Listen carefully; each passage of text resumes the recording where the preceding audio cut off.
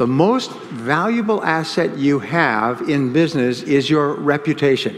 To najdôležitejšie a najcennejšie aktívum, ktoré máte vo vašom podnikaní, je vaša reputácia. And your reputation is affected by two factors. A vaše renomé alebo reputáciu ovplyvňujú dva faktory. The first factor is the quality of your product or service. Prvý faktor je kvalita vašich služieb alebo produktov. And the second factor is your services to your customer when you sell your product or service. A druhým faktorom sú služby, ktoré ponúkate, keď predávate produkty vašim zákazníkom. Companies today spend $1 billion a year in market research. Spoločnosti na celom svete míňajú miliardy dolárov na prieskumy trhu. And the whole purpose of market research is to ask customers, what do you think about this company?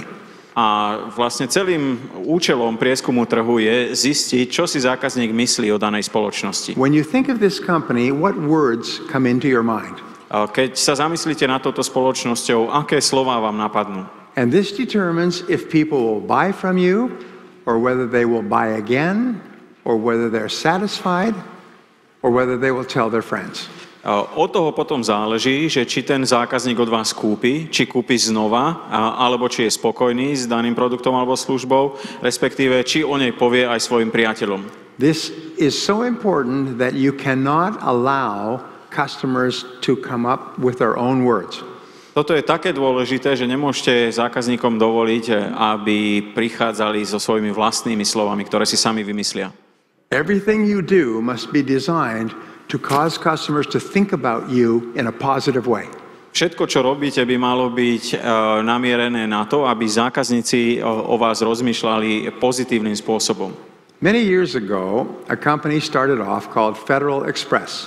Pred mnohými rokmi bola založená firma Federal Express. Do we have Federal Express here? Aj tu na Slovensku je Federal Express. The idea of the company was that they could deliver a letter overnight. Myšlienka, na ktorej stála celá tá spoločnosť, bola, že oni dokážu doručiť list z jedného dňa na druhý deň. The mail services were very slow, and sometimes it would take 5 or 6 days for a letter to be delivered.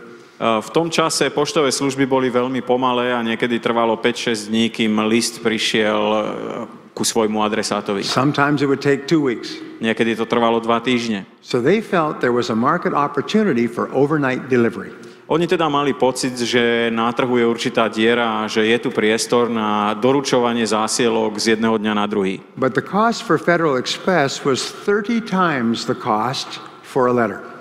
Ale cena doručenia listu prostredníctvom Federal Express bola 30-násobne vyššia ako cena bežného listu. So they had to convince people that it was very easy and convenient to use Federal Express. Museli teda najprv presvedčiť ľudí, že je veľmi ľahké a veľmi pohodlné používať služby Federal Express. So here's what they did. Spravili teda následovné.